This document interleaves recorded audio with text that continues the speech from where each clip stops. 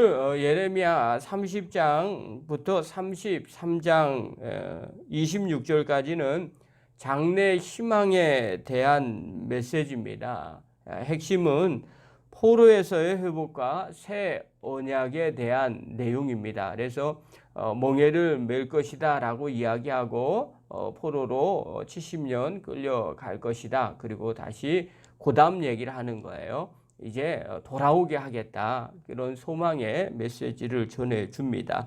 1절부터 2절에 보면요. 여호와께로부터 말씀이 여호와에게 임하여 이르시느니라. 이스라엘의 하나님 여호와께서 이와 같이 말씀하여 이르시기를 내가 내게 일러준 모든 말을 책에 기록하라. 여호와의 말씀이니까 예레미야에게 말하죠. 내게 일러준 말을 전부 다 책에 기록하라. 여러분, 책에 기록한다는 건 무슨 의미가 있냐면 이것대로 반드시 이루어 주겠다는 약속의 의미가 있습니다. 말로만 하는 거와 그 다음에 책에 기록을 해서 후세에 남겨놓는 거는 분명한 차이가 있기 때문에 그렇습니다. 그래서 어떤 걸 기록하느냐? 3절입니다. 3절에 보면 여호와의 말씀이니라. 보라, 내가 내 백성 이스라엘과 유다의 포로를 돌아가게 할 날이 오리니 내가 그들을 내 조상들에게 준 땅으로 돌아오게 할 것이니 그들이 그 땅을 차지하리라. 여호와께서 말씀하시니라.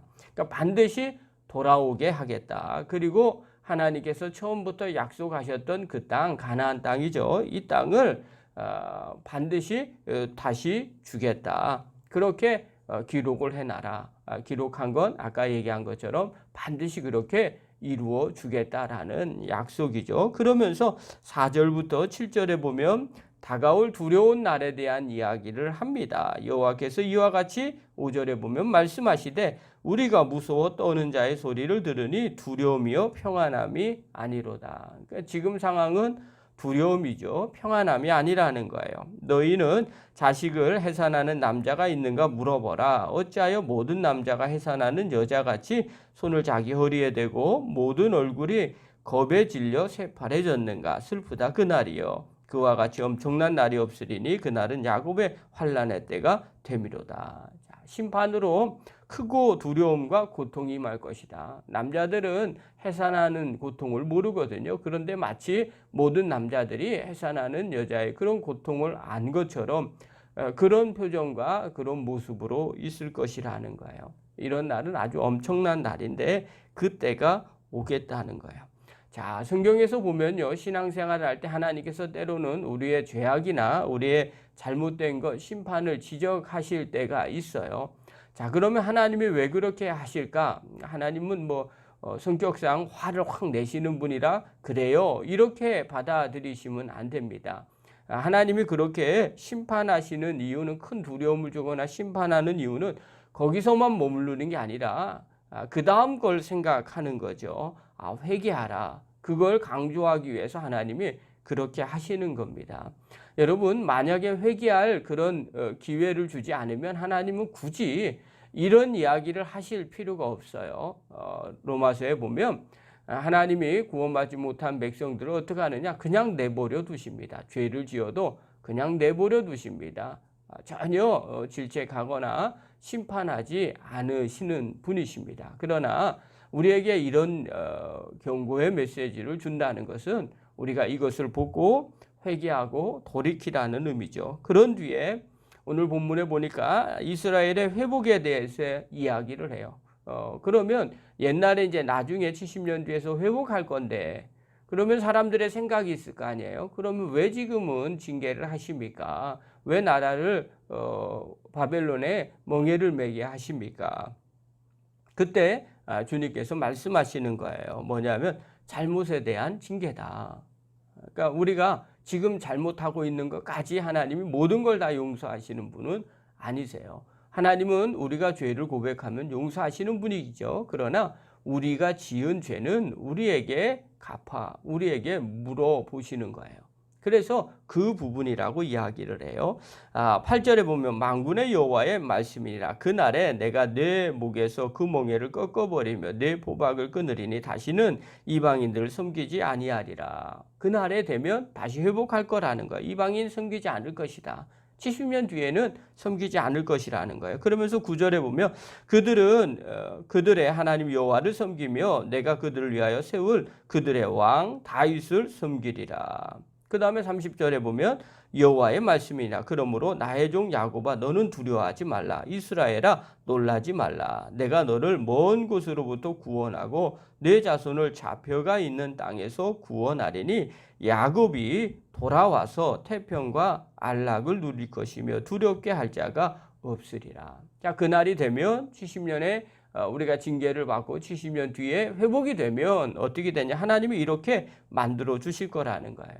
이제 다시 돌아와서 하나님을 섬기고 또 그들 위해서 세울 다윗의 왕, 다윗의 후손의 왕을 섬기게 될 것이다. 그러니까 결코 두려워하지 말고 걱정하지 말라. 그러면서 11절 마지막 절에 이렇게 말을 해요. 이는 여호와의 말씀이니라. 내가 너와 함께 있어 너를 구원할 것이라. 너를 흩었던 그 모든 이방을 내가 멸망시키리라. 그날이 되면 흩었던 그 이방 바벨론을 멸망시킬 것이다. 그리고 너를 구원할 것이다. 그런 다음에 그 다음 계속해서 말해요.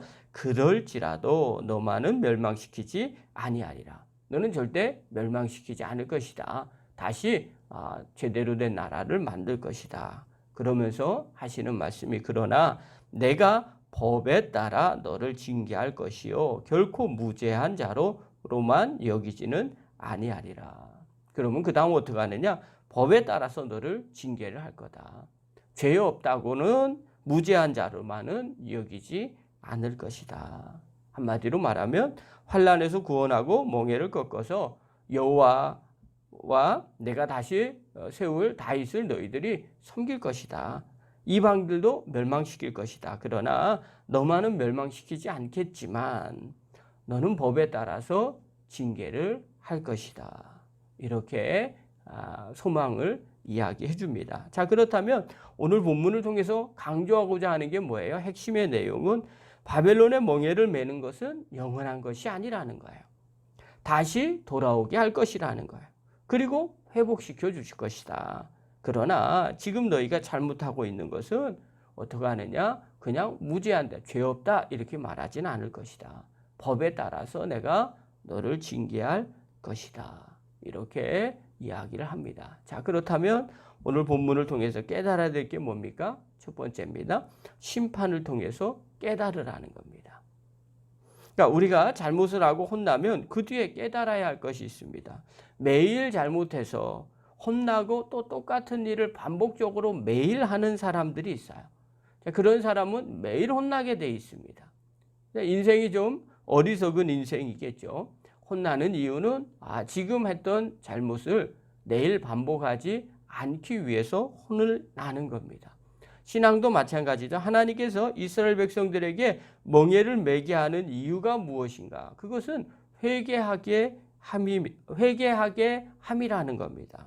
다시 돌아와서 하나님의 거룩한 백성이 되기를 원하시더라는 겁니다. 그러니까 우리가 신앙생활할 때도 마찬가지죠. 잘못하는 것이 있다면 실수할 수 있습니다. 또 잘못 선택할 수 있습니다. 그러나 거기서 계속 반복적으로 잘못하는 것이 아니라 반면교사로 삼아서 돌이켜야 됩니다.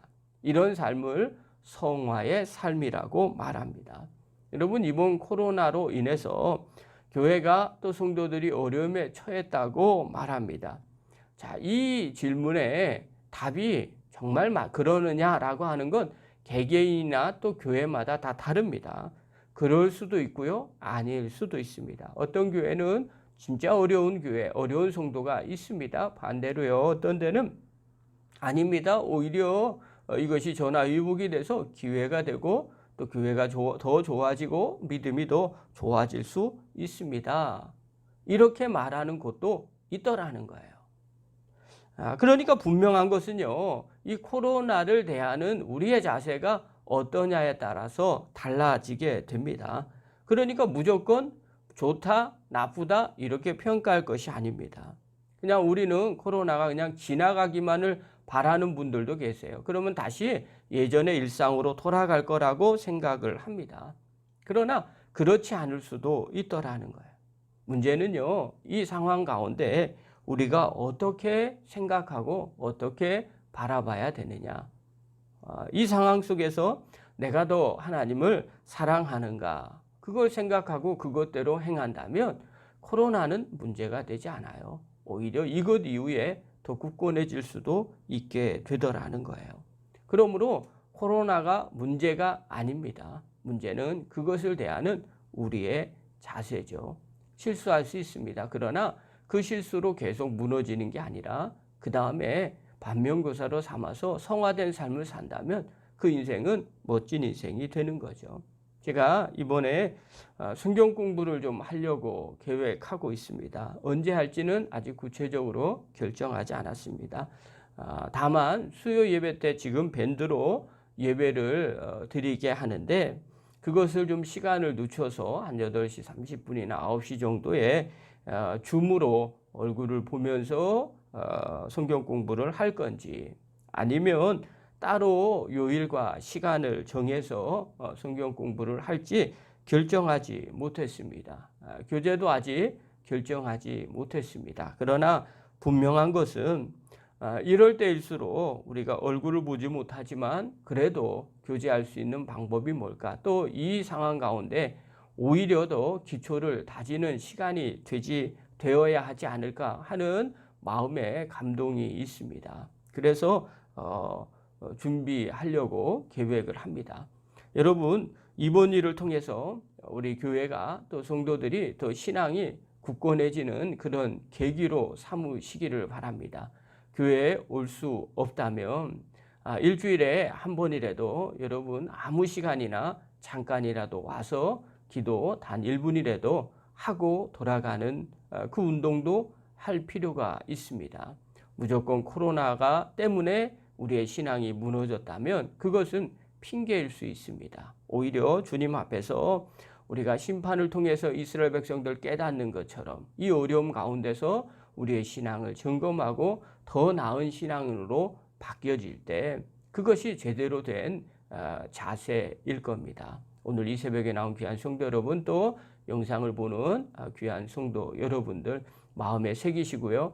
잘못 그리고 어려움 누구나 다 겪을 수 있습니다. 그러나 계속 반복적으로 잘못하거나 어려움을 겪는 것이 아니라 그곳에서 하나님의 뜻을 깨닫고 하나님 앞에 더 나아가서 성결된 삶, 또 더 나은 삶을 살아가는 그런 믿음의 거룩한 종들 되기를 간절히 축원합니다. 기도하겠습니다.